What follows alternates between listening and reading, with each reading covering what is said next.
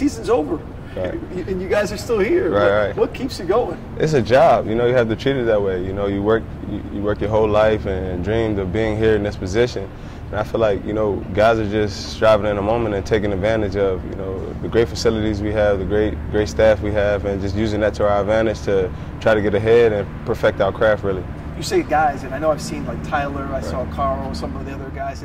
Is it just, do you guys coordinate these workouts, or is it just that you show up and say, hey, Hassan, how's it going? And Everybody's just showing up. You know, you see James in here. You know, Hassan's coming in late night. Wayne's in here. Willie's been in here. Like Dion. You know, everybody's just coming in. You know, just doing the little things. You know, just try to get 1% better, as you know, the coaching staff would say.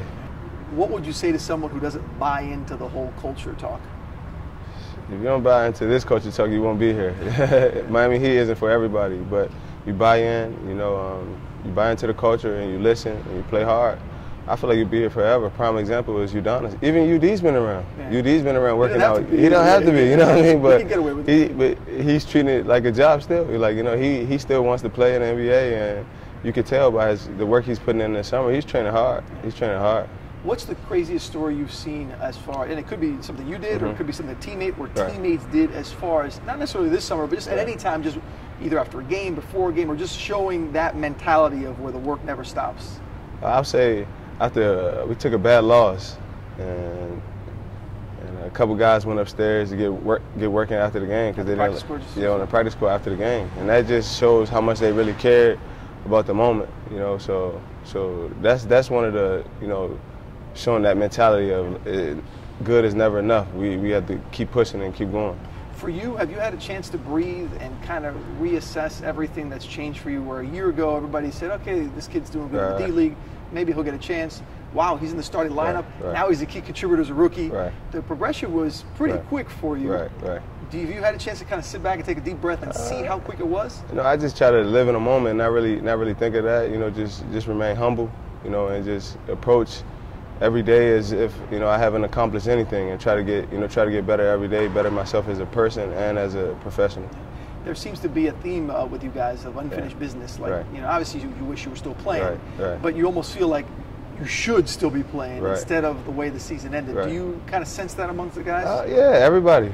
In that locker room, you know, after that last game, you know, we went in the locker room, we watched a little bit of the end of Indiana and Atlanta, and, you know, it was tough. You know, it was bittersweet. We felt like we controlled what we could have controlled coming down the stretch, you know, closing those last two games, you know, to put us in contention.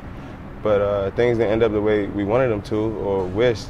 But, you know, it was tough, you know. It was tough. It was. Spo was just named one of the coaches of the year, co-coach of the year with Mike D'Antoni. What, I'm sure, I know you're not surprised by it, but I think a lot of people wonder, wow, the team didn't make the playoffs. They had to battle just to get to 500. He's the coach of the year. What would you say as the reason, you know, he gets that recognition for the job he did this year? Just Coach Spo, he's just so great at getting the most out of his players, you know, and pushing them and remaining positive no matter how things were going. You know, early in the year when we weren't winning, he still believed in us, and he, you know, steadily encouraged us, and he had faith in us that things would turn around, and he did exactly just that. You know, he took control of the team, and he made us, we put the work in, and he built the culture. Like, you know, the culture started from everybody, but the coach did a great job of just getting everybody together, man. And I would say what was key was back in like November, December, when we were losing those games, but he was just saying, you know, just keep the locker room together, because we're going to figure it out.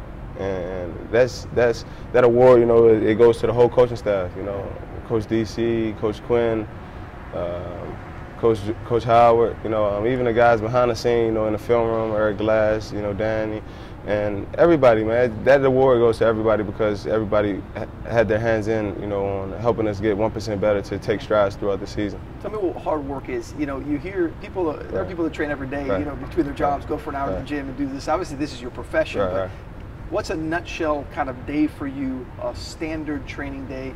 When you get up, what you do, how you kind of go through the process? I get up, you know, some days 6:30, we go to yoga, come over here, lift weights about 10, and then do a basketball workout, you know, and, you know, then I get to relax a little bit after that. You know, I probably leave the gym probably like 2 o'clock. So you're in the gym, the basketball court for 2-3 hours? Yeah. What do you work on, like running by yourself? Just shooting, ball handling. You know, working on different kind of finishes at the basket.